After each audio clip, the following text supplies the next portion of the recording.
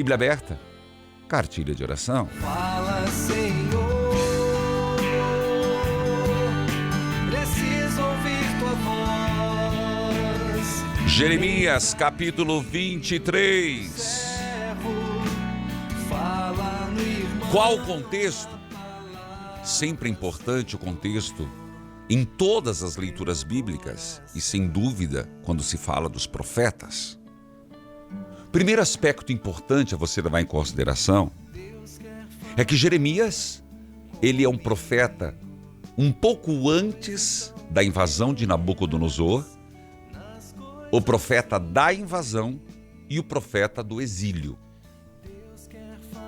Exílio é o período em que o povo de Israel, levado pelo rei Nabucodonosor, ficou na Babilônia. Agora, o contexto desse capítulo 23, devido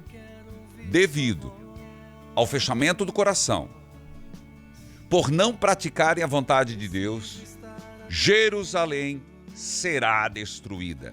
Então, é o momento da destruição. Depois, Deus condena os reis de Israel. Mas como pode condenar os reis de Israel, Porque eles, os reis de Israel, se afastaram de Javé, se afastaram de Deus, seguiram falsos profetas, seguiram costumes pagãos e, portanto, Deus não os aprova. Toca o sino, sacristão!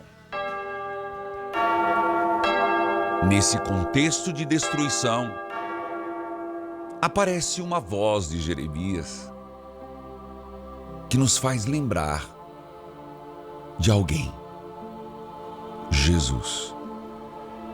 23, versículo 5. O Senhor Deus diz ainda: está chegando o tempo em que farei com que de Davi venha um descendente que seja um rei justo. Um dos atributos do Messias. Aqui existe uma profeta messiânica. Você entende por que depois, muitas vezes, e de forma até exaustiva, os evangelistas vão apresentar não só José como da descendência de Davi, mas dizendo que Jesus era da descendência de Davi? Por quê? Porque, segundo a promessa, o Messias viria da descendência de Davi. Tem até uma música: da cepa brotou a rama, da rama brotou a flor, da flor nasceu Maria, de Maria o Salvador, para mostrar essa continuidade. Mas começam os atributos deste rei. Vamos lá. Diante dos reis iníquos, dos reis que se paganizaram, dos reis que não obedeceram os mandamentos, dos reis. E olha, gente, não pensa no passado, não. Como é que nós começamos o evangelho hoje? Jesus dizendo: não basta dizer Senhor, Senhor, não. Não adianta ficar aí só no oba-oba. Quem não praticar a minha palavra, a palavra do meu Pai, não entrará no reino dos céus e ponto. O Senhor Deus diz ainda: está chegando o tempo em que farei com que de Davi venha um descendente que seja um rei justo. Esse rei governará com sabedoria e fará o que é certo e honesto no país inteiro. Um rei justo, um rei sábio, que faz o que é certo. Quando isso acontecer, o povo de Judá ficará seguro. O povo de Israel viverá em paz.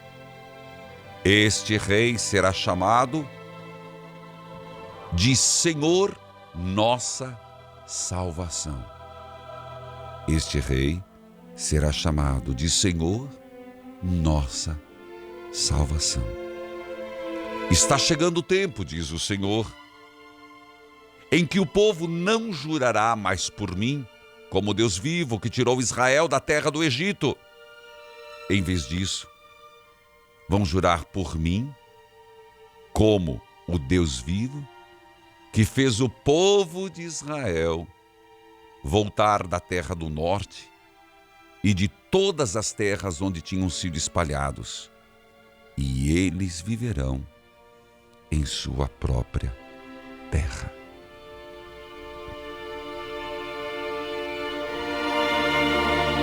Senhor, que nos dá força para lutar, que somos chamados em meio a tantas tribulações, dar graças a Deus. O Senhor que coloca esperança em mim e em você. Esse Deus que não olhou para o pecado do seu povo, mas disse: eu mandarei um Salvador. O Senhor que lança esperança para o povo e para nós. Que lança pela palavra do profeta que a fidelidade a Deus traz a paz. Você percebe que quando anuncia a chegada de um novo rei, e sabemos que esse descendente de Davi, por isso o termo filho do homem, filho de Davi, você está entendendo agora? Quantas vezes aparece filho de Davi? Por que Jesus é chamado com o título messiânico de filho de Davi? Porque na promessa messiânica era o descendente de Davi. E há esperança. A palavra hoje é de esperança. Nesse tempo do advento deste ano, eu escolhi a palavra esperança, se você me acompanhou no primeiro domingo. A esperança em todos os aspectos da vida. Você perdeu a esperança? Uma pergunta muito simples e uma resposta simples também. Você perdeu a esperança na sua família? Você perdeu a esperança do teu casamento? Você perdeu a esperança desacreditando em você mesmo? Se perdeu, é problemático. Tem que recuperar. Tem que recuperar a esperança. Pois sem esperança, o inimigo aproveita, não é uma brecha, aproveita essa rachadura para acabar de destruir.